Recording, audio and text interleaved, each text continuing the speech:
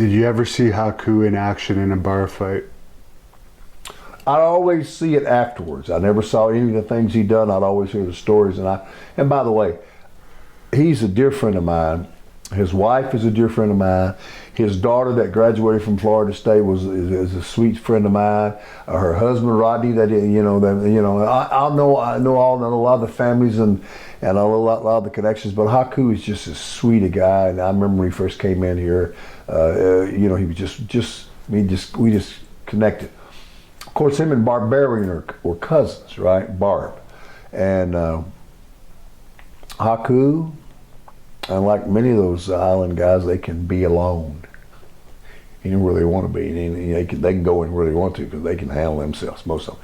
And he's one of those guys too. But sweet guys, family guys, but they got that little but Haku never did. I never had no problems with him. We used to have great matches. It was Hacksaw Jim Duggan and I versus Haku and Andre the Giant. Oh, what funny matches! And Andre would start laughing.